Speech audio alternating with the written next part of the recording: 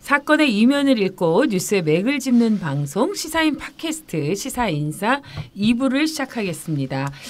이슈와 뉴스의 핵심을 짚어보는 뉴스콕 시간인데요. 여러분 이 여의도에서 패스트트랙 여파가 계속되고 있습니다. 자유한국당은 이 패스트트랙 상정에 반대하고 장외 집회를 이어가고 있고요. 더불어민주당은 자유한국당을 향해서 가출 정치라고 비판을 하고 있습니다. 이 패스트트랙에 합의한 다른 야당도 자유한국당의 국회 복귀를 촉구하고 있는 상황인데요. 이처럼 많은 이야기를 나왔고 또 현재 진행형인 패스트트랙에 대해서 좀 더 정리할 시간을 마련했습니다. 이른바 패스트트랙의 막전막후인데요. 시사인사 2부 패스트트랙 설계에 아주 중요한 역할을 하신 특별한 분을 모셨습니다. 김종민 더불어민주당 의원님을 어렵게 섭외했습니다. 여러분 큰 박수로 환영해 주시기 바랍니다. 반갑습니다. 안녕하세요. 네. 예, 감사합니다. 네. 예. 수고 많이 하셨습니다. 네. 예, 아이고 감사합니다. 예, 김종민 더불어민주당 국회 정치개혁특별위원회 간사님을 우리 같이 마크하기 위해서 저 혼자는 아무래도 좀 역부족인 것 같아서 우리 뉴스 마녀 김은지 기자. 네, 안녕하세요. 그리고 현장에서 열심히 뛰었던 우리 삐삐 기자 김현희 기자도 함께했습니다. 예, 안녕하세요. 네, 반갑습니다. 김종민 의원님 현장에서 많이 뵀었죠? 김현희 기자. 네네, 저는 그때 정개특위에서 네. 패스트트랙 이제 지정하는 그때 네. 거기 있어가지고 거기서 이제 장제원 의원을 이렇게 마크하시는 네, 모습을 적극 이제 역사의 현장. 인상 깊게 봤어요. 달리는 역할을 주로 하셨다고 들었는데요. 그러니까. 네. 아니 우리도 같이 싸워버리면 네. 이제 우리는 회의를 마무리하는 게 중요하거든요. 그러니까 빨리 마무리하도록 이제 시간을 좀 잘 관리를 해야 되기 때문에 제가 주로 우리 장제원 의원님을 잘 설득하고 말리는 쪽으로 역할. 그래요. 아니 근데 일단 뭐 패스트트랙에 대한 이런저런 얘기하기 전에 예. 장제원 의원님 이거 끝나고 나서 한번 보신 적 있으세요? 예. 오늘 보러 오늘 가시는 회의가 있으시다고. 이 웃음이 좀 예. 묘한데요. 의원들은 이렇게 다툼이 있거나 갈등이 있은 후에 어떻게 푸시나요? 이제 장제원 의원님은 좀 아싸란 편이에요. 아싸라다. 아싸리 어느 나라 뒤끝이 말이에요? 없다. 그렇죠. 뒤끝이 없다. 우리 저만 이해했어요. 모르는 표현이었군요. 그러니까 아싸란 편이라는 게 막 퍼부을 땐 퍼부고 또 상황이 바뀌면 그 바뀐 상황에 딱 또 적응을 합니다. 협상을 해야 되면 협상을 하고 항의를 해야 되면 항의를 하고 그다음에 뭐 설득을 해야 되면 설득을 하고 그 관계의 그 성격에 되게 충실하게 바로바로 적응을 하는 분인데 아마 네, 이제 뭐 여기. 설득 네. 협상 이쪽으로 바뀌려면 시간이 좀 걸리지 않을까 조금. 그렇게까지 과정은 좀 기나. 네. 네. 설득과 협상에서 나름대로 아싸란. 네. 근데 우리 오기 전에 김종민 의원님은 이 시사인하고는 특별한 인연이 있으잖아요. 전 네. 직장 동료이시기도 하잖아요. 그렇죠. 시사인 전에 이제 시사 저널이라고 같이 그렇죠. 있었을 있었죠. 때 그때 네. 제가 우리 차영석 씨, 네. 김은지 씨가 있을 때는 제가 없었고 네, 저는 그렇죠. 시사인으로 여기는 차영석 씨가 아무도- 신입 기자로 들어올 때 수습 기자 들어올 때 그때 그래요. 제가 지도를 하셨던 건가요? 기자 생활했었죠. 그 덤덤을 지향하는 차영석 기자는 어떤 후배였나요? 그때 좀 약간 어려웠습니다. 어떻게 어려웠던가요? 우리 고재규, 차영석, 고재열 그때 세 분이었죠 아마 그때 수습 신호철 같이 기자까지. 동기가 예, 예. 구진우 선배도 그 당시에 경력으로 구진우는 오셔가지고 그 뒤에, 아마 뒤에. 네. 근데 그 세 명 아주 요주인물들이네요. 네. 네. 근데 그때는 이제 신입 기자들이어가지고 네네. 제가 그때 아마 정치팀장인가를 했었을 텐데 해가지고 이제 뭐 같은 부서는 아니더라도 그래도 술도 사주고 네. 또 뭐 이렇게 인생에 좋은 얘기도 해주고 그래야 되잖아요. 그랬는데, 네. 차영석 씨는 그렇게 뭐 고생을 좀 덜 시킨 것 같고 고재규 씨가 아마 우리 신혼집에 제가 데리고 가가지고 그때 막 그 술을 먹어가지고 제가 어디 강동구인가 어디 그 집을 데려다가 갔는데 못 찾더라고. 자기 집을요? 네, 그래서 결국 술을 많이 우리 드시면 못 네, 찾으시더라고요. 우리 집으로 데리고 왔어요. 그래요. 근데 신혼 때라 우리 집사람한테 되게 눈치도 보이고. 참 눈치 없으신 분이네요. 고재규 기자는 그러면 못 잊는 이름이시겠네요. 네, 뭐 잊고 그래서- 싶은 이름이겠지. 근데 그때는 느낌이 네. 이 세 분이 다 비슷해가지고 다 이제 그 신진 시사 저널의 신진 기회들이라 그렇죠. 네. 기대도 많고 또 확실히 달랐어요. 이게 노는 게 노는 생각하는 것도 다르고 그래요. 좀 버릇도 없고 뒤에 말이 포인트신 네, 것 같아요. 고생도 많이 했어요. 근데 요즘 그 그룹들이 김은지나 김현희를 보면서 참 버릇없고 그렇다고. 이제 중요한 역할들 하시니까. 다 옛말하고 살아요. 근데 여기 화면에 안 나오지만 그 신진 중에 한 분이 차영석 선배가 그렇죠. 여기 이제 차영석이 입 다물고 지금 재밌게 요 구석에 계신데 감사로 들어오신 것 같아요. 네네네. 김동민 의원님이 네. 어떤 이야기를 하시는지 또 한 말씀 안 들어볼 수 없을 것 같아요. 저희가 지켜봤던 김종민 선배는 어떤 분이었어요? 그 한국의 게티 이미지 같은 걸 만든다고 해가지고 뭐 그럴 때 저 집에 가서 한번 잤어요. 네.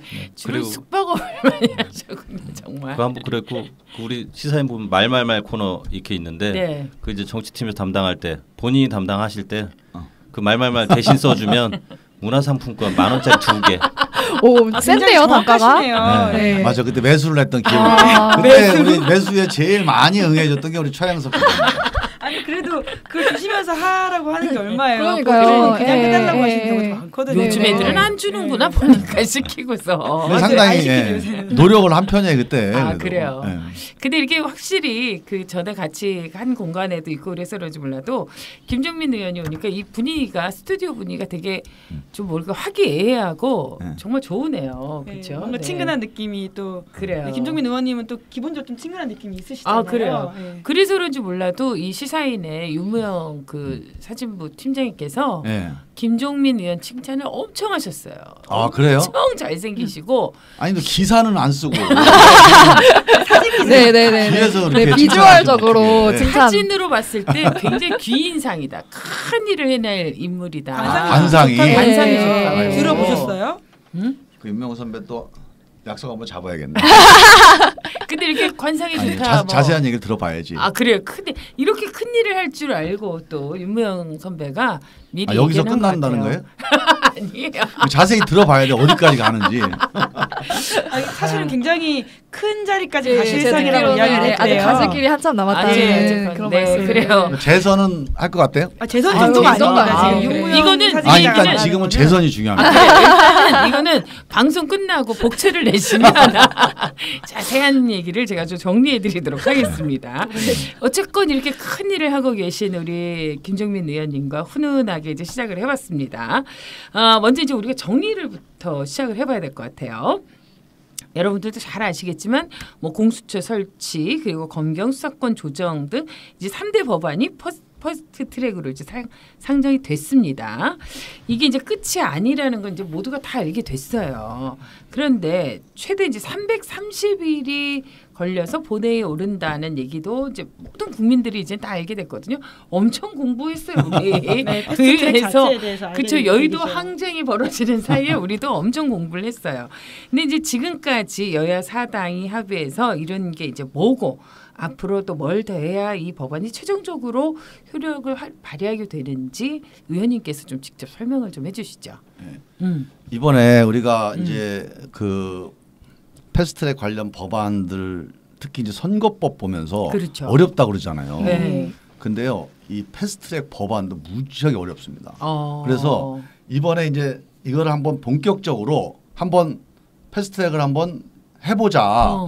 그래가지고 국회 여야 각 당의 이제 전문가들, 그렇죠. 그다음에 국회 의사국, 그다음에 이제 국회 직원들, 사무처 직원들 다 같이 이 법 해석 관련된 회의를 한 10수번을 했어요.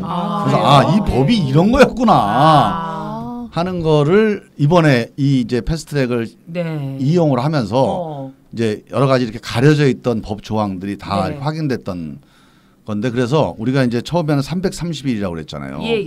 330일이라고 하는 거는 최장 330일이 걸리는 그러니까 그렇죠. 자 상임위, 법사위, 그다음에 본회의 이게 이제 세 가지 이제 회의가 있는데 이 세 가지 회의에서 아무도 이 법을 관심을 안 가져 안 하려고 그래.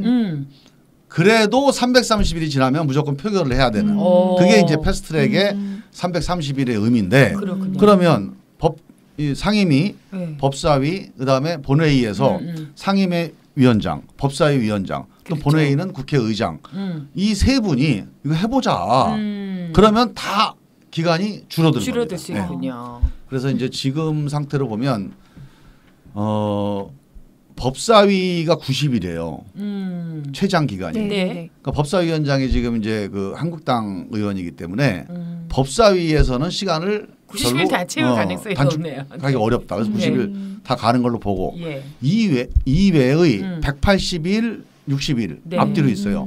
180일이 상임위, 그다음에 본회의 60일. 자, 상임위 180일은 상임위원장이 이제 그 간사들하고 합의를 해서 논의하다가 이제 논의가 됐으니까 의결합시다 하고 의결을 하면 의결을 할 수가 있습니다. 네. 근데 여기서는 의결 요건이 3분의 2.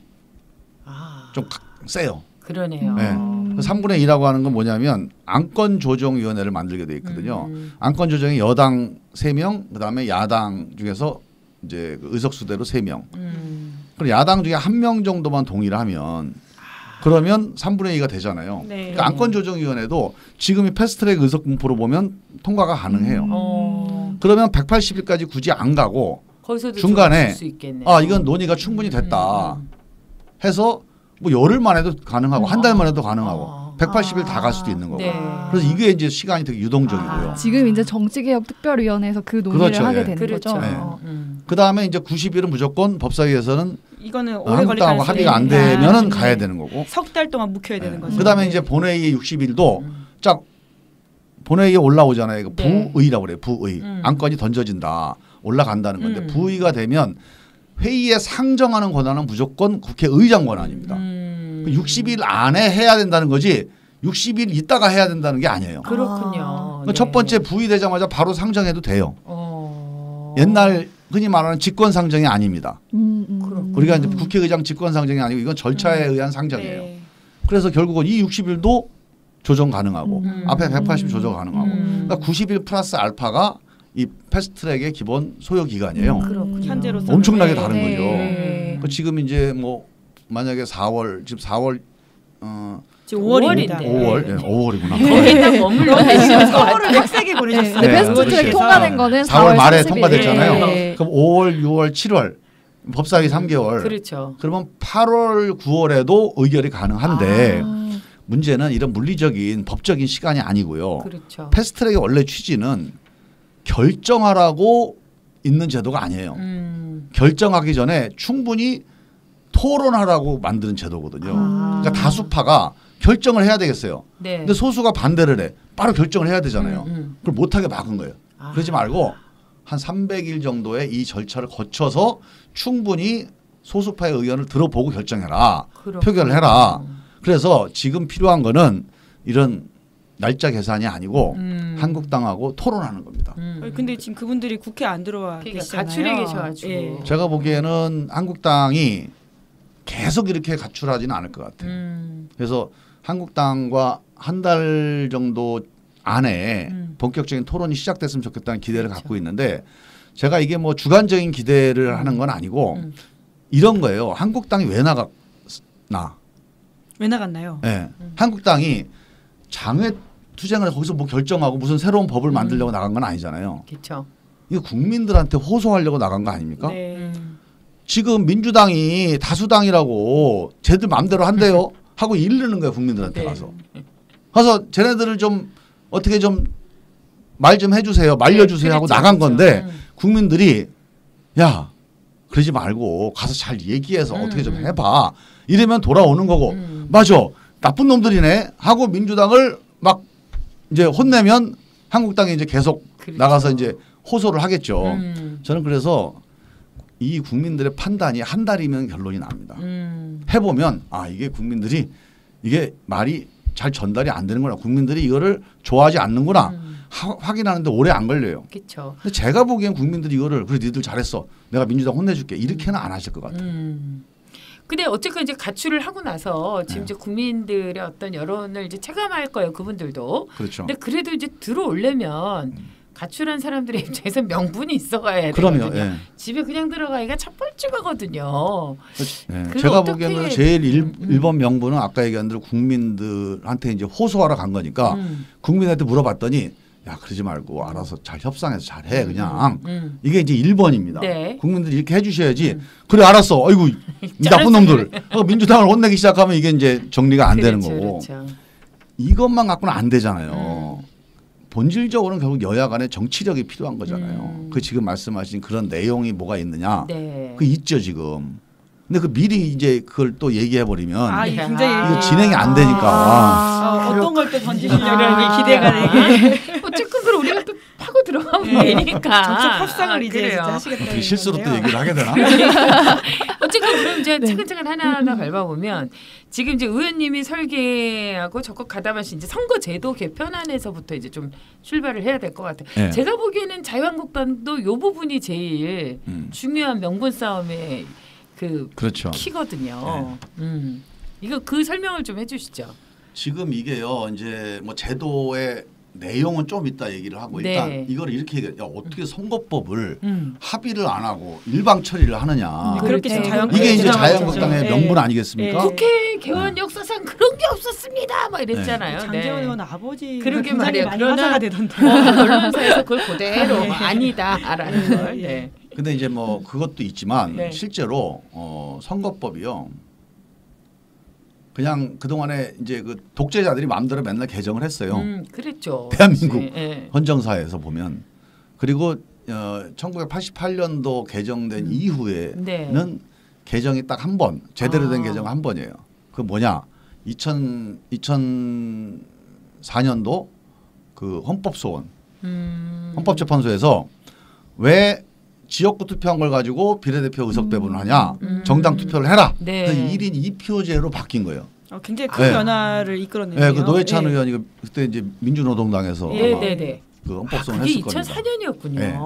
그때 한번 선거법이 크게 바뀐 거예요. 정당 그 투표를 정도만 하게 되게. 바뀐 거예요.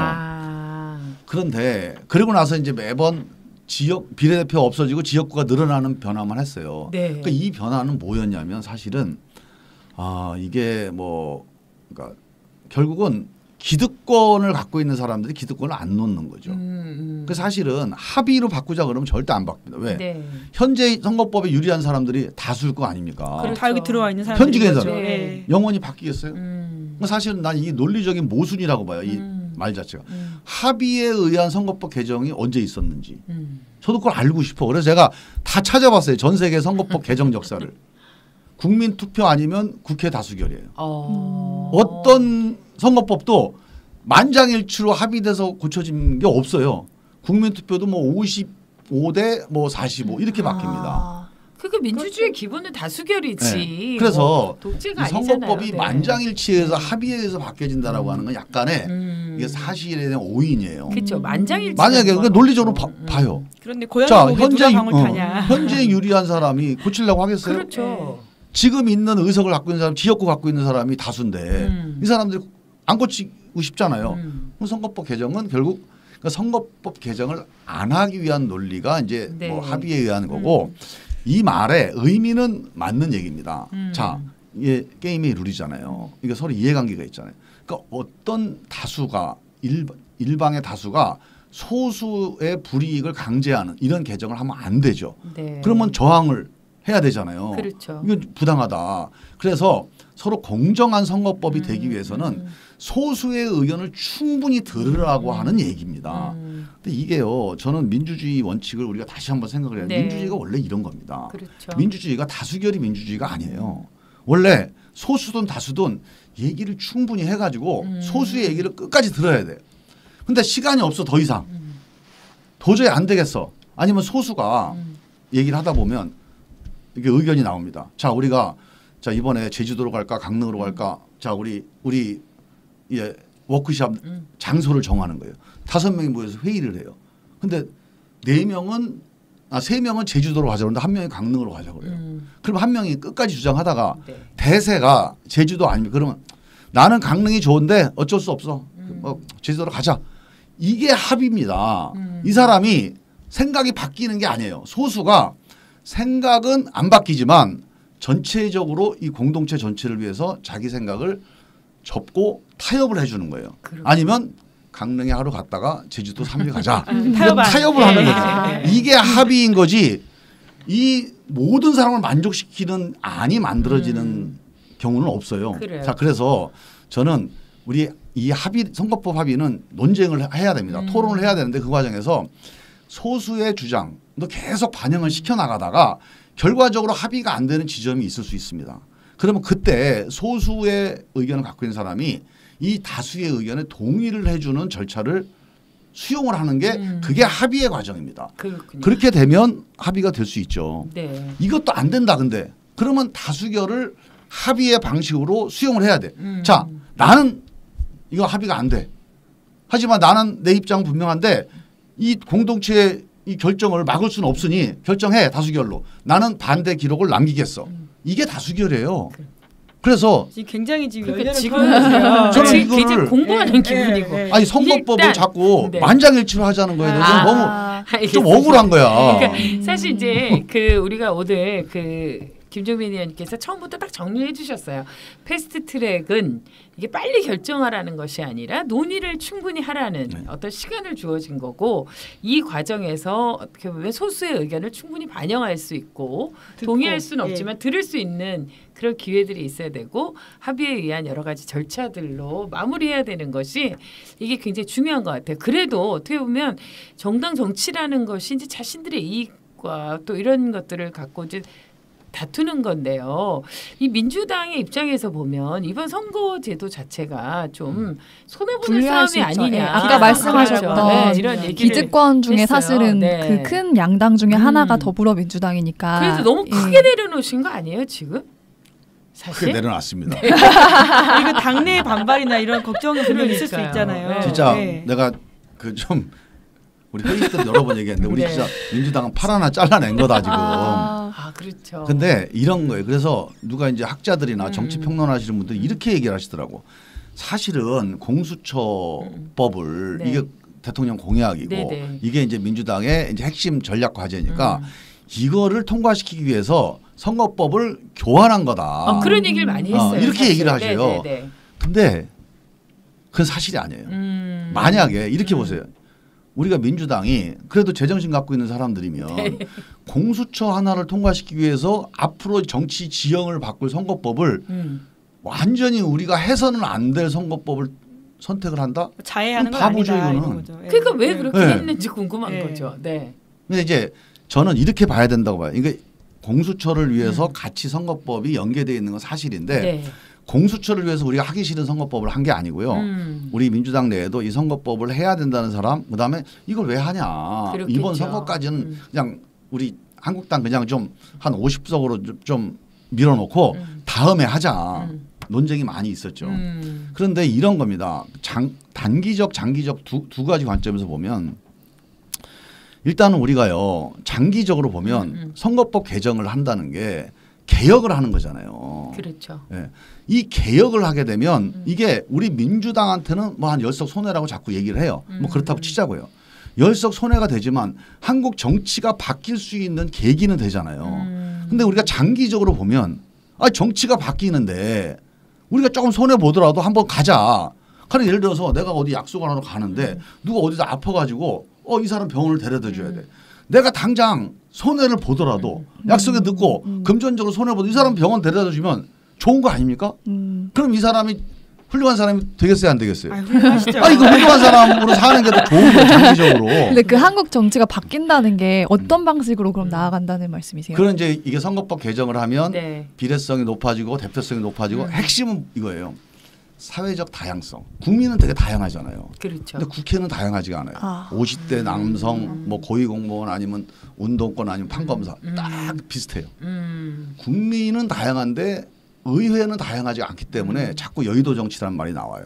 국민들이 잘 믿을 수가 없어요. 그렇죠. 그러니까 나하고 악수한 국회의원만 믿겠다 이런 거예요 지금. 직접 확인하지 않으면 못 믿는 거예요. 왜 저 사람은 특권층이야. 나랑 달라. 근데요. 선진국 정치를 가보면 뭐 네. 덴마크, 뭐 스위스, 노르웨이 이런 우리가 이제 선진 정치하는데 국회가 무지하게 다양합니다. 심지어는 20대, 30대 정치인들이 그 인구 비례하고 똑같진 않아도 거의 네. 얼추 비슷하게 한 우리로 따지면 300명 중 한 50명이 20, 30대 청년 정치인들이에요. 그러면 국회가 이종교배가 되잖아요. 그러면 국회가 일을 해요. 그리고 논쟁을 하고 뭔가 새로운 생산적인 결론을 내려요. 근데 동종끼리 있잖아요. 동종교배가 문제가 있는 거 아시죠? 문제가 있죠. 네. 예. 비슷한 사람들끼리 있으면 우리 사회의 다양한 모습이 그렇죠. 이 국회 테이블에 안 올라옵니다. 잘. 그래서 지금도 그런 면들이 예. 있다라고 보시는 거잖아요. 지금 이제 예, 그런 예, 문제가 있죠. 있으니까 예, 이걸 예. 국민들이 다양성을 다양한 만큼 위해서. 국민의 대표도 다양해져라. 이게 개혁의 핵심이에요. 그래서 그 개혁으로 가는 게 맞다. 우리가 좀 손해 보더라도 장기적으로 이게 맞다고 보고 그다음에 두 번째로 단기적으로 보자고요. 네. 총선 때 열석이 손해 본다는 거예요. 그 제가 그렇게 얘기를 했습니다. 맞다. 제도적으로 보면 손해를 봐요. 그런데 제도가 의석을 결정합니까? 주권자가 하잖아요. 주권자가. 국민들이 의석 결정하잖아요. 국민들이 민주당이 정치개혁을 하는구나. 손해보고 정치개혁 하는구나. 하고 지금 개혁 안 하고 얻는 표보다 열석 더 많이 주잖아요. 국민들이. 그렇죠. 그러면 더 열석 15석도 더 얻을 수 있을 거예요. 그러니까 신념형 비례성 강화론자가 맞으시다니까. 아니, 근데 사실은 신념만이 아니라 네. 전략적으로 난 이게 네. 맞다고 봐요. 그렇죠.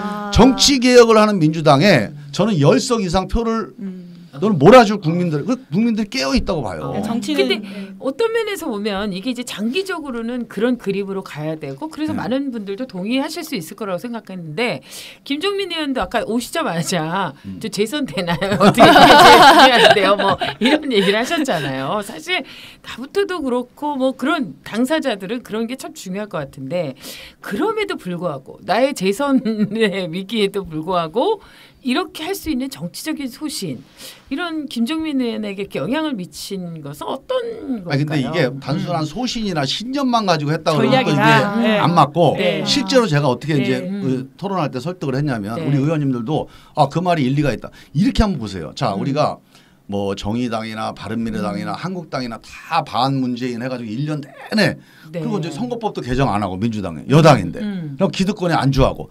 반기획적이고 촛불을 배반했고 이 1년 동안 이렇게 공격당하면서 내년 총선을 하는 거예요. 이 그렇죠. 좋은 제도 가지고 열석 유리한 제도로 이게 낫겠어요? 아니면 우리가 개혁을 앞장서서 하자. 네. 그 정의당도 야 민주당 개혁 정말 진지하게 하는구나.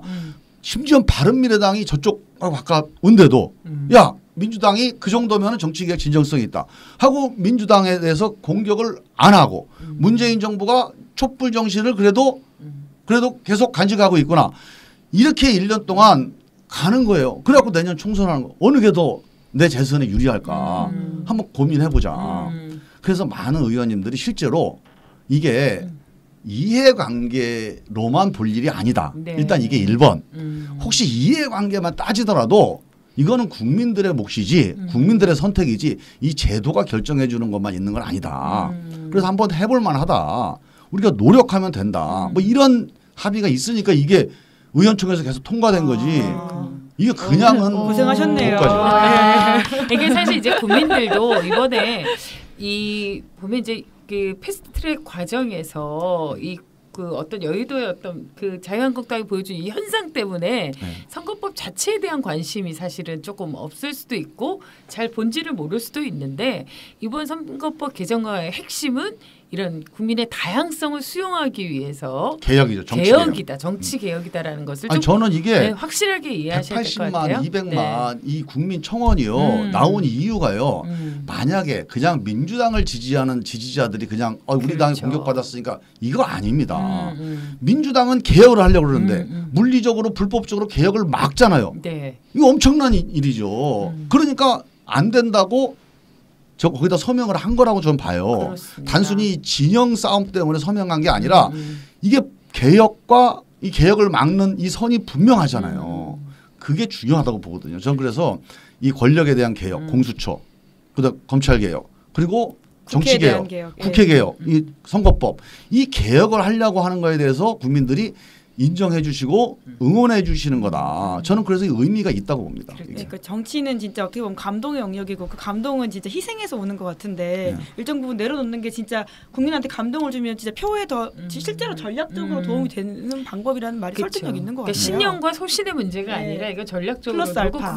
그 배경에는 국민들을 향한 국민 정치 개혁이고 국민의 목소리를 담고 국민을 위해 나아가는 새로운 정치, 새로운 여의도의 모습을 보여주기 위한 의지인 것 같아요. 여기 이 스튜디오에 오신 국회의원님들 중에 몇 분 안 오셨지만 이렇게 목청을 높여서 예, 굉장한 열변을 열변을 토하시는 당내에서 얼마나 치열하게 그러니까. 설득을 하셨을지 목소리가 눈에 너무 그려지는 것 같아요. 컸나요? 그래. 아니 순간적으로 나 빨간 옷 입었나 안돼 난 진짜 근데 이렇게 되게 이렇게 연설처럼 하시니까 딱 설득되는 예, 게 있어요. 되게 그래요. 흡입력 있게. 왜들 이래 진짜 네, 선배님 오셨으니까. 전 직장에 아니 제가 이렇게 평소에도 보면 총명하시더라고.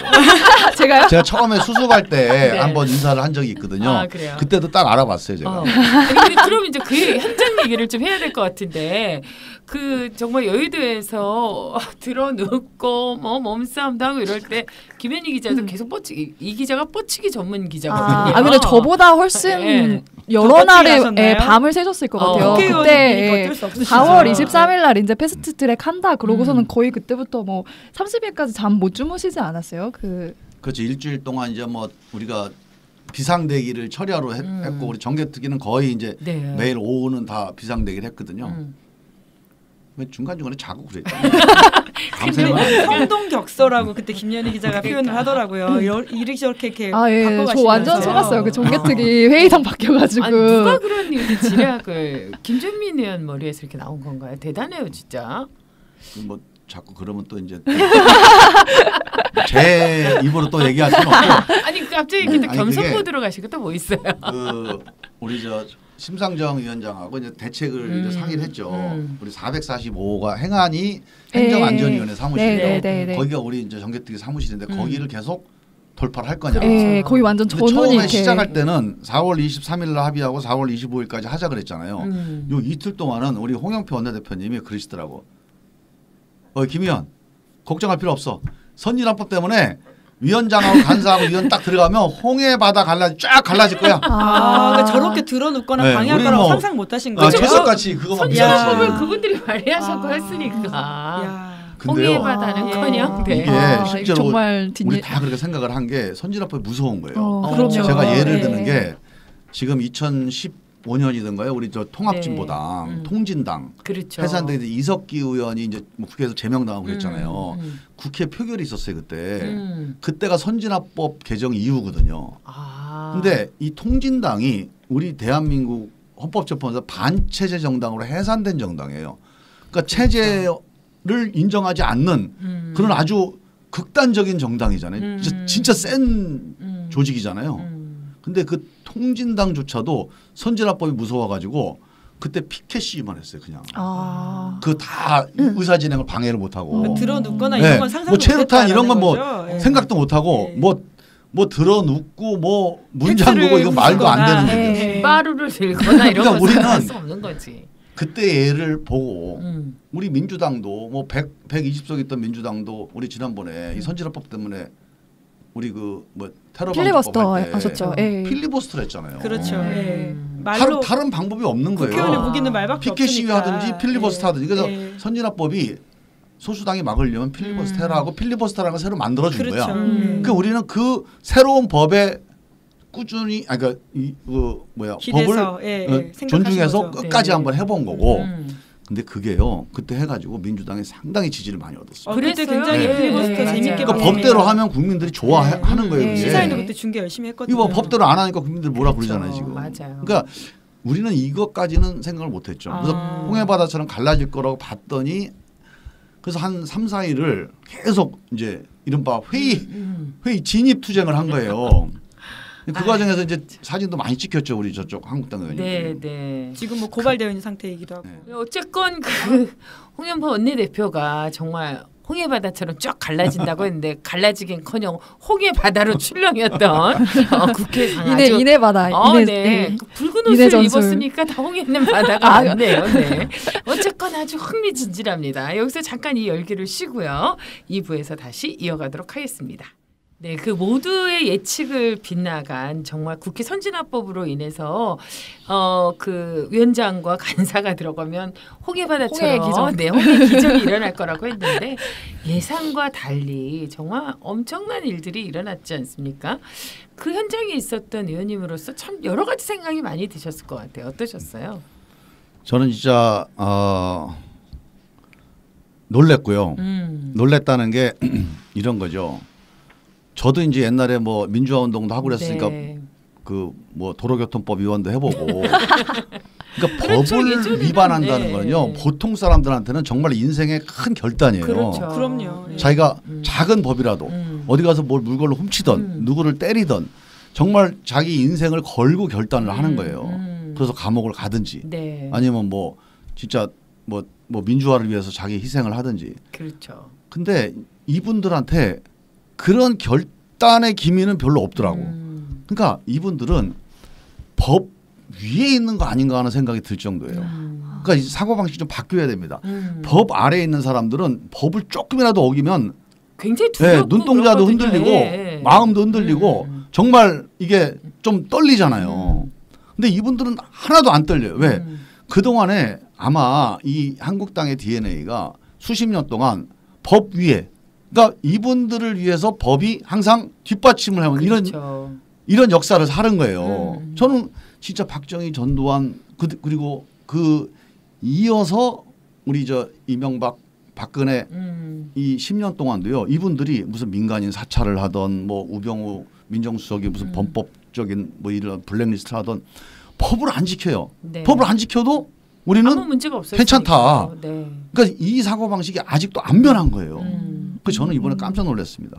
그래서 저는 정말 한국 정치의 발전을 위해서 뭐 패스트트랙도 중요하지만 정말 한국당 당이 뭐 의원님들은 다 괜찮으신 의원님도 꽤 많은데 이 당 전체의 마인드가 정말 우리가 법 아래에 있다. 그렇죠. 우리가 법을 지키면서 정치해야 된다. 이런 마인드로 바뀌는 게 제일 핵심이라고 봅니다.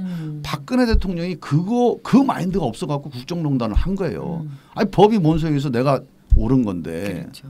이게 사실 이제 그 많은 국민들이 분노하는 이유도 국회 선진화법을 직접 발의하고 그렇게 해놓고 당사자들이 가장 먼저 이제 그걸 어기기 시작한 거 아니겠습니까? 그리고 국회 선진화법 이후에 이런 일이 처음 있었던 거잖아요. 처음이죠. 그렇죠. 그리고 너무 상상을 초월. 게다가 의원과를 그렇게 하고 거기가 동료 제일 의원을- 치열했죠. 의원과 네, 앞에가. 의원과를 네. 팩스를 맡고 망가뜨렸어요. 팩스를 세계 망가뜨리고 헌정사에 동료 의원을 처음이자 제가 감금하고. 보기엔 마지막 사례가 네. 될 것 같아요. 그렇죠. 이거는 있을 수 없는 일이에요. 정말 있을 수 없는 일인 것 같은데 정말 그 뭐라고 설명하기 어려운 일들이 우리가요 있지 이런 걸 않습니까? 보면 돼. 우리가 민간 회사에 가서 무슨 팩스로 서류 들어오는 누가 와서 외부에서 가지가 바로 구속입니다. 그러니까요. 근데 민간 회사도 그런데 대한민국 국민들 전체의 삶을 책임지는 국회 아닙니까?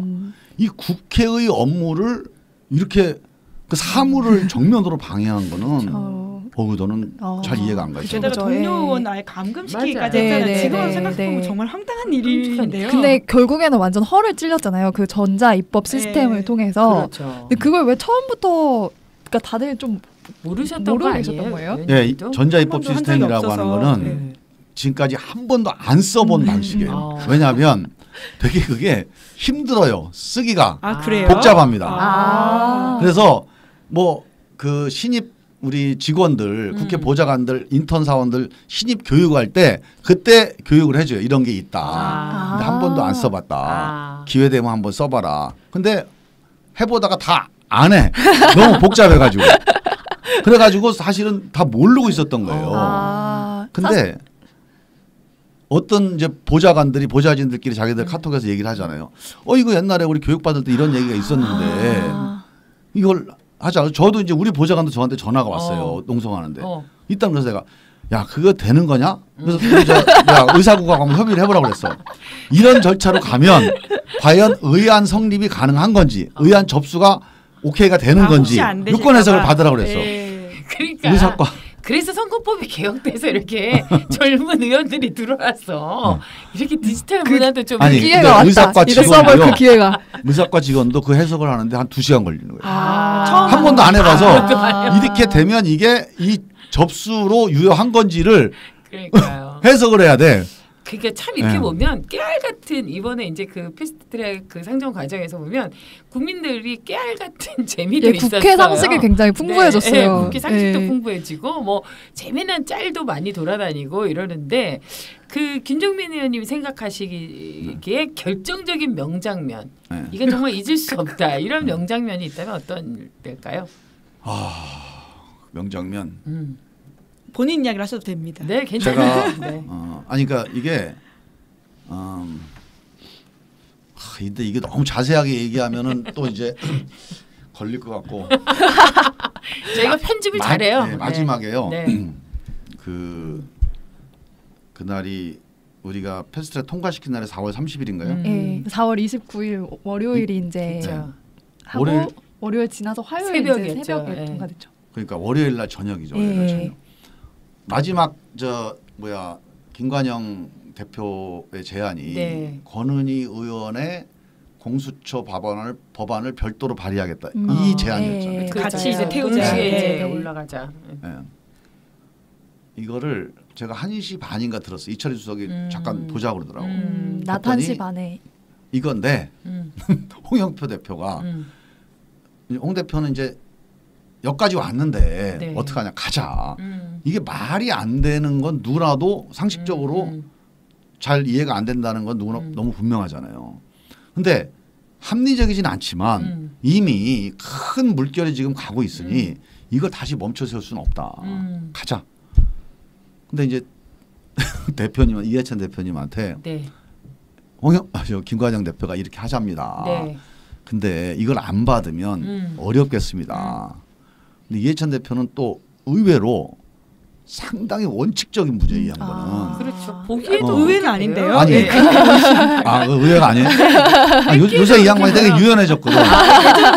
근데 나는 우리 대표님이 지금까지 제가 정개특 협상하면서 보고한 모든 걸 다 오케이를 해줬어. 그래서 나는 이해찬 대표님이 또 이렇게 또 저 시야가 넓고 또 이게 소통이 잘 되는구나. 그래서 다 내가 자랑하고 다녔거든. 근데 이번 것도 저는 그래서 이해찬 대표님이 어쩔 수 없다. 갑시다 이럴 줄 알았는데 안 된다고 그러시는 거예요. 대표의 제가가 나지 않는 상황이 그러니까 대표님이 물론 대표님 혼자 결정하는 건 아니지만 근데 일리가 있는 거예요.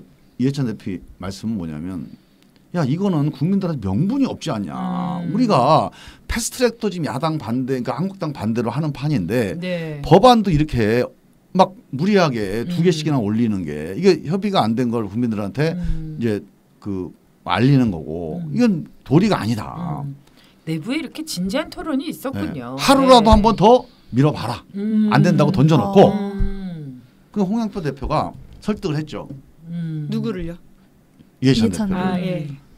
하루 지나면요 저쪽 바른미래당이 어디로 갈지 모릅니다. 진짜 타이밍이 중요한 이 상황이 유지되기가 어렵습니다. 하루하루가 정말 다른. 그래서 김관영 대표도 찾아가서 설득을 한다고 갔어요. 이해찬 대표가 김관영 대표도 안 만났어요. 그거는 자기가 당신이 타협하기 좀 어려운 안건이다. 그래서 아예 만나질 않았어요. 그래서 우리는 야 여기서 이제 대미를 장식하는구나. 진짜 긴박했네요. 왜냐하면 아마 이제 대표님도 그렇지만 그런 의견에 동조할 사람들이 꽤 많았어요. 우리 사개특위 의원님들도 야 어떻게 두 개를 올려? 말도 안 돼. 그래서 이걸 넘기기가 쉽지 않겠구나. 그래서 그때부터 이제 여러 가지 작전들이 이제 대화가 진행이 됐어요. 그 대표님한테도 말씀드리고 최고위원들 말씀드리고 하여간 여러 가지 대화가 진행이 되면서 3시 50분에 최고위원을 잡아두고 4시 반에 의총을 잡아놨어요. 그래서 제가 3시까지 자 최고위원회에서 부결 그리고 제가 이제 사개특위 의원님들한테 의총에서 결정을 하도록 한번 상황을 만들어 볼게요. 의총에서 앞장서서 얘기를 해 주십시오. 근데 아니 누가 보기에도 대표가 반대라는 안을 사개특위 의원들이 이거를 합시다 그리고 의총에서 막 일종의 반란을 이제 모의하는 건데 의원들이 부담되잖아요. 그리고 뭐 안 내용도 이게 명분도 없고 그 다 안 하겠다는 거야. 의총 가면 이게 어렵다. 이게 설득하기 어렵다. 그래서 한 3시까지 이제 점점 상황이 어려워진 거야. 그 1시간 반 동안 진짜. 이 내부에서도 굉장히 진통이 있었네요. 근데 이게 5시 대표님이 그러니까 여러 가지 의견 토론을 거치면서 결국 4시에 생각을 바꾸셨습니다. 지금이 아니면 이 상황이 이제 판이 깨진다. 그런 판단을 하시고 최고위원회에서 만장일치로 그냥 가기로 거기서 결정을 했어요. 그 최고위가 끝나고 알았어 나는. 그래서 나는 야 이제 여기서 이제 도로와 미타불이 되는구나. 대미가 장식되는구나. 이제 큰 해가 지는구나. 그러니까요. 근데 딱 이철 수석 가서 딱 이러는 거야. 회의 끝나고 나왔는데 그래서 만장일치로 됐다는 거예요. 그 본회의 그 예결위장에 있는데 내가 이제 어떻게 됐냐고 궁금하잖아요. 이제 네. 의총 시간은 다가오고 그 이철이 수석한테 물어봤어요. 그거 어떻게 됐어? 지금 빨리 어떻게 수를 써야지. 그랬더니 아니 맥이 못 들었어? 만장일치야 그러니까. 야 그때 완전히 그때가 딱 스파크야 진짜. 그래서 진짜 야 이제 됐구나. 대미의 정점을. 그래서 그 다음은 사실은 뭐 우리가 회의장을 바꾸고 하는 건요. 그건 사실은 뭐 어려운 일이 아니었어요. 사실. 우리가 맘먹고 회의를 가결시키려면 왜 굳이 행안위 사무실에서 그렇게 맡고 있는데 홍해바다도 아닌데 우리는 모세의 능력이 없고 그럼 딴 데를 가야지 뭐. 그건 어려운 결정이 아니야 이거는. 그럼 보안만 잘 지키면 돼. 그러니까 겉에서 드러나는 거는 거기가 이렇게 치열해 보이는데 사실 제일 막전막후에서 근데 마지막에 바른미래당의 결정 그리고 우리 당 결정.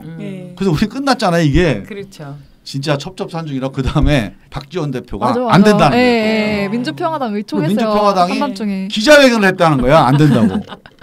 아이고. 그래서 9시까지 또 회의를 못 잡았잖아요. 네. 민주평화당 의총 때까지는 기다려야 된다. 근데 마침 이제 그 박지원 대표님께서도 전체 이게 이 문제인 건 사실이잖아요. 그러니까 문제이지만 우리가 대의를 위해서 그냥 수용하겠다. 네. 민주평화당도 그렇게 수용을 해주셔서 정말로 이게 그러니까 이게 정치력이거든요. 타협의 예술을 그대로 보여주는 거네요. 이 과정에서 뭐 정동영 대표, 심상정 대표, 뭐 그다음에 뭐 또 우리 이제 이해찬 대표 이 수많은 전화 통화가 뭐 하여간 수십 통이 이제 왔다 갔다 한 거예요. 박지원 대표. 뭐 또 박지원 대표 방에는 홍영표 원내대표, 김관영 대표, 장병환 대표 다 가가지고 쫓아가서 또 이야기하고 이런 수많은 그러니까 한송이 국화꽃이요 그냥 피는 게 아니에요. 진짜 소쩍새가 수백 마리가 봄부터 울어서 국화꽃이 피는 거예요. 와 이런 거는 저 어디 기사에서 지금까지 못 본 것 같아요. 진짜 안에 계신 분이 많이 해줄 수 있는 이야기인 것 같아요. 아니 그러니까 우리가 이제 뭐 다 끝나고 나서 여러 가지에 대한 감사 마음을 전할 때 뭐 이해찬 대표님, 뭐 박지원 뭐 대표님 뭐 이렇게 이런 쭉 이야기할 때 왜 그럴까 뭐 다른 의원들이 훨씬 더 많은 노력을 했던 것 같은데 이런 생각을 했는데 결국에 큰 그림을 그리기 위해서 노력했던 게 보였던 것 같고 그 더불어민주당 이해찬 원내대표 마지막 그 의총 연설이 되게 그 모든 마음을 다 풀어주는 맞습니다. 열쇠가 아닌가 이런 생각을 하는데 그만큼 이게 이 큰 고민을 해갖고 이게 고민의 그 폭이 진폭이 크니까 당신 이렇게 인생을 이제 이제 워딩이 나온 거예요 사실은. 이렇게 고민을 해서 당신 정치 인생을 이게 밑에 두고 어떤 고민을 하고 결단을 한 거기 때문에 사실은 그런 워딩들이 나온 거고 저는 이제 진짜 막판에 이게 한 끗 차이거든요. 이해찬 대표께서는 이거 하루 정도 버텨도 이거 원칙을 이게 아닌 거면 아니라고 한번 던져놓고 그 다음에 저쪽의 반응을 봐도 괜찮다고 판단할 수 있잖아요. 이건 뭐 원칙이나 전략이 아니고 상황 판단인 거죠.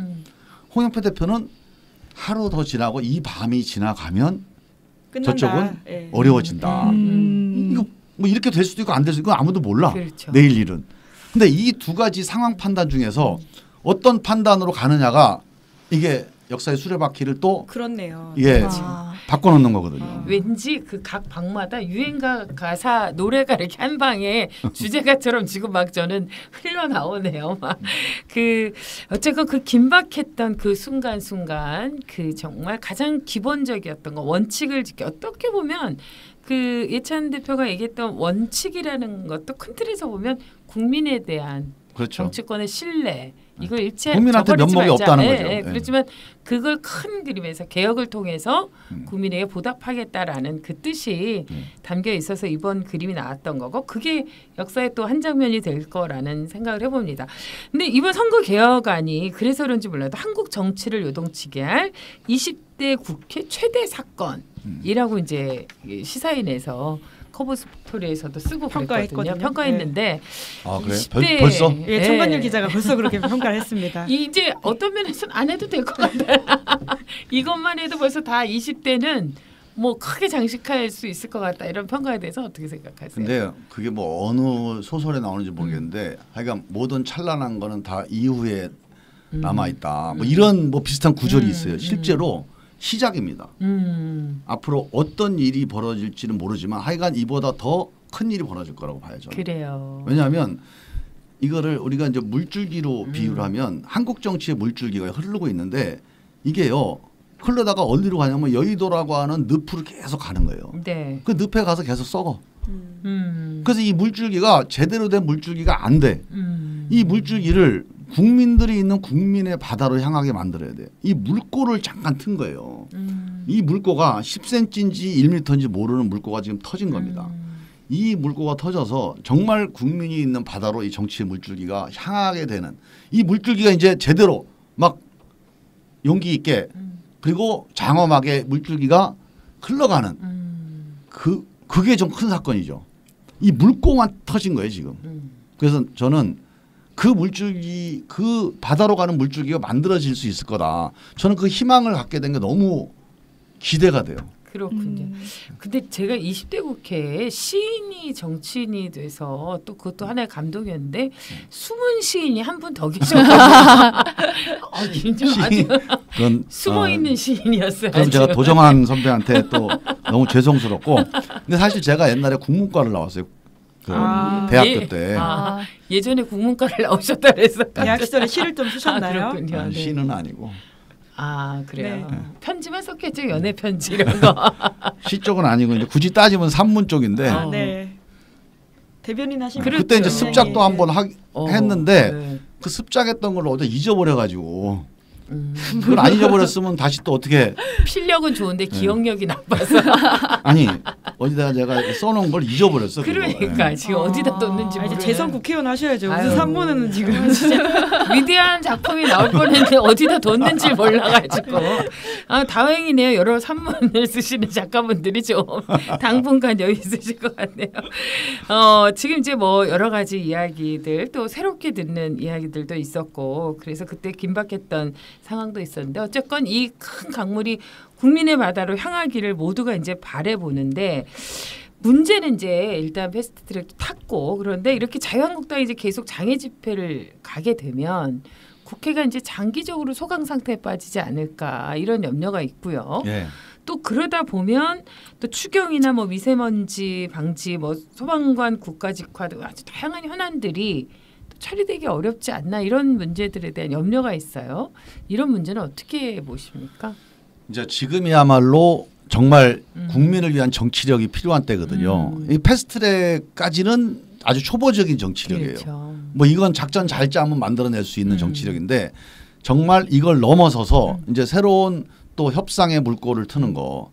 근데 이 물꼬를 틀려면 저는 그러니까 손익 협상을 하면 저는 안 터질 거라고 봐요. 네. 한국당한테 야 니들 뭐 유리한 거 이거 좀 해줄게 이런 식으로 대화를 한국당도 야 우리가 불리한데 이거 좀 고쳐주면 얘기해 줘 이러면은 저는 아마 이 패스트트랙 이 정국이 안 풀릴 거라고 봅니다. 그럼 끝까지 그냥 뭐 300일이 되든 250일이 되든 끝까지 가는 길밖에 없고요. 네. 저는 이 국면에서 마지막 협상이 가능한 국면이 하나 있을 거다. 그거는 이 패스트트랙 올라간 선거법 또는 공수처법 이게요 본질은 다 정치개혁 권력개혁이거든요. 네. 이 정치개혁 권력개혁이 전부는 아니지만 우리가 민생이 문제다 먹고 사는 게 문제다 하지만 먹고 사는 거를 위해선 정부가 바뀌어야 되고 법이 바뀌어야 되잖아요. 그렇죠. 구조가 바뀌어야 되는데 그걸 누가 만듭니까? 정치가 만들잖아요. 근데 정치는 아무것도 결정을 못하고 있어요. 좋은 결정도 못하고 있잖아요. 이걸 바꾸기 위해서 우리가 정치를 권력을 바꾸는 거거든요. 그래서 저는 지금 있는 선거법, 공수처법이 어떤 의미에서 보면 최소 개혁 아니에요. 권력 개혁을 할 때, 정치 개혁을 할 때. 최소 개혁안이기 때문에 가치나 명분으로 한국당이 확 이렇게 앵기기 어려워요. 네. 그런데 정말 한국당하고 같이 얘기를 하려면 이거 말고 그럼 더 큰 개혁을 본질적인 개혁을 한번 해보자. 손해를 본다면 다 같이 손해 보는데 국민들한테는 정말로 최대 이익이 되는 그런 안이 있다면 한번 얘기를 해보자. 그런 안이 있어요 사실. 그리고 그 논의를 하면 4부까지 가야 될 네. 각인데요. 한국당도 명분이 생겨요. 조금 손해보는데 민주당도 손해고 뭐 정의당도 좀 손해고 다 조금씩 손해는 보지만 국민들한테 이익이어서 이제 정치가 국민들한테 신뢰받는 정치로 좀 바뀔 수 있다. 그러면 한번 토론해 볼 수 있거든요. 네. 거기에는 우리 작년 12월 15일 날 우리가 합의했던 예. 연동형 비례제 네. 그다음에 5당이 함께 합의한 5개 조항 마지막에 또 권력구조 개편 합의를 했잖아요. 자, 선거제도 개혁 그리고 국회 개혁, 선진화법 뭐 아무것도 안 되잖아요 지금. 그다음에 국회라는 게 국민들 목소리를 잘 안 들어요. 국민들 참여를 안 해요. 그렇죠. 그리고 원내대표 뭐 위원장 중심으로 비민주로 운영돼. 상임위 중심으로 일하는 국회가 안 돼. 국회도 개혁해야 되잖아요. 네. 그다음에 대통령과 국회가 맨날 충돌해요. 이건 뭐예요? 권력 개혁이잖아요. 헌정 개혁.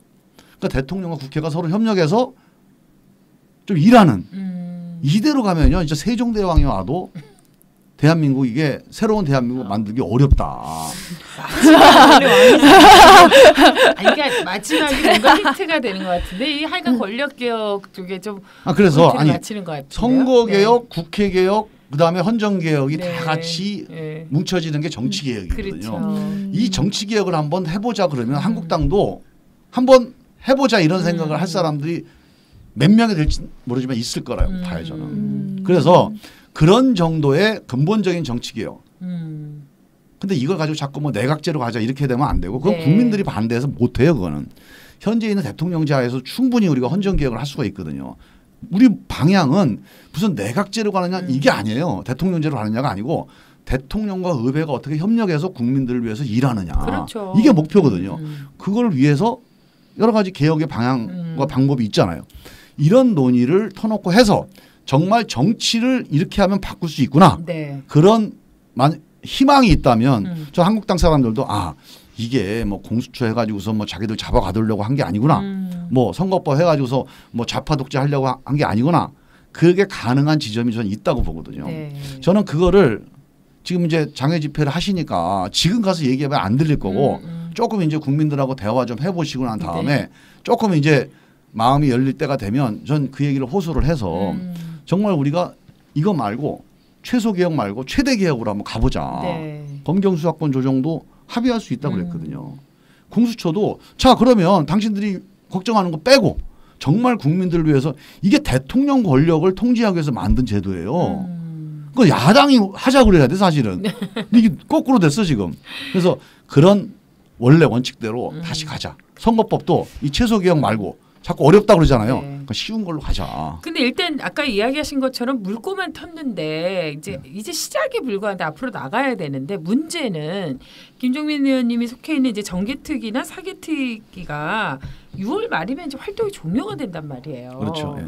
이제 그것도 조금 사실은 이제 일할 만하니까 이제 또 문 닫는 거 아니냐 뭐 이런 생각도 드는데 어떻습니까? 그런데 이제 두 개가 성격이 좀 다른데요. 이제 사개특위는 만약에 뭐 이게 안 되면 이제 의결해서 법사위로 넘어가면 법사위에서 또 90일 네, 지나서 네. 가고 뭐 내용상 큰 변화는 없어요. 그다음에 만약에 꼭 합의가 안 되면 최종 본회의 가서 수정안으로 새로운 합의된 신안을 이제 수정안으로 먼저 네, 표결을 네. 하게 돼 있으니까 네, 네. 뭐 과반수 이상이 합의하면 충분히 그거는 이제 그 조정할 수가 있거든요. 근데 문제는 정개특위예요. 그러네요. 정개특위는 네. 법안도 법안이지만 선거구 획정을 해야 되거든요. 네, 그게 사실 핵심. 네, 선거구 획정 과정을 이제 행안위로 넘겨서 하게 되면 그동안에 쭉 논의했던 이런 논의가 완전히 리셋이 된 다음에 넘어가잖아요. 그러면 이게 논의가 연결이 안 된 상태에서 새로 이해 조정만 하게 돼요. 그렇죠. 선거구 획정하는 과정. 이게 좀 고민이에요. 그래서 아마 정개특위는 제가 보기에는 한국당에서도 조금 이게 좀 한 호흡 돌리고 나면 연장을 할 수 있지 않을까. 한번 대화가 가능하지 않을까 그렇게 보고요. 네. 뭐 그게 안 되면 이제 행안위에서라도 연결해서 해야죠. 뭐. 네. 사실 이건 이제 당대당 협상이 이제 테이블이 만들어진 거기 때문에 꼭 상임위원회가 없어진다고 이게 뭐 정개특위가 없어진다고 불가능한 건 아닙니다. 그렇군요. 이제 논의의 효율성, 충실성을 위해서는 좀 연결이 좀 필요한 거죠. 아마 이제 그런 게 충분히 고려될 거라고 믿고요. 이제 이렇게 패스트트랙을 지지하고 또 앞으로 그 선거법 개정과 관련해서 이 개혁을 지지하는 많은 국민들이 계시지 않습니까? 그리고 이번 이 모든 것들이 국민들의 뜻을 따라서 정말 이 촛불 혁명의 그 의지를 담겠다는 그 큰 뜻이 있을 텐데 그런 국민들을 향해서 또 한마디 해주신다면 어떤 게 있을까요? 저는 이제 우리가 정치인들이 흔히 이런 말을 해요. 국민들의 눈물을 닦아주는 게 정치다. 네. 그리고 그 배부르고 등 따숩게 국민들을 이제 그 만들어주는 게 정치다. 민생이 중요하다. 네. 사실 맞는 말이고 되게 좋은 말이지만 제가 그런 말을 들을 때마다 좀 허전한 게 있어요. 그래. 그러기 위해서 우리 국민들은 아침부터 저녁까지 매일 일하잖아요. 그렇죠. 우리 민생을 나아지게 하기 위해서. 그럼 정치인들은 뭘 하는 거냐? 그 말만 하는 거냐? 사실 정치인들이 그 민생을 위해서 그리고 배부르고 등 따순 그 국민들을 만들어주기 위해서 해야 될 일은 정치예요. 그렇죠. 경제가 아니고 민생 전선에 나가서 우리가 뭐 한 푼 번다고 대한민국이 나아지겠습니까? 그렇게 무슨 정치를 잘해서 법을 제대로 만들고 대한민국을 혁신해야 돼요. 저도 이때면 무슨 삶의 체험 현장도 아닌데 가끔씩 나와가지고 말이죠. 며칠씩 체험하듯이 그렇게 하고 들어가시는 국회의원들 정말 너무 화가 나요. 정치를 아니요, 똑바로 해주셔야 돼요. 그런 경험도 해야 또 이제 좋은 법을 만드는데 저는 정말 또 감싸기 국민들을 위한 정치인의 감각으로 이 경제를 혁신하고 민생을 혁신하기 위한 법을 만들고 제도를 만드는 그게 거. 핵심이다. 정책을 만드는 거. 네. 이 정치의 본질이거든요. 이거를 지금 게을리하고 있어요. 그게 선진화법 때문이든 선거법 때문이든 무슨 법 때문이든 하여간 이 정치를 바꾸는 거 이게 정말 국민들의 민생을 위해서 필요한 일이다. 그렇죠. 그래서 우리 정치인은 정말 내년 총선 전까지 한번 제대로 한번 해보자. 이 촛불 정권이라는 게 얼마나 엄청난 그렇죠. 정권입니까? 엄청난 변화였어요. 이 기존에 있는 헌정을 쿠데타, 탱크 말고 처음 국민들의 힘으로 헌정을 중단시키고 교체한 거예요. 전 세계 유례없는 네, 일이에요. 엄청난 역사거든요. 이 역사의 결과가 어때야 되느냐? 정치가 바뀌어야 돼요. 그렇죠.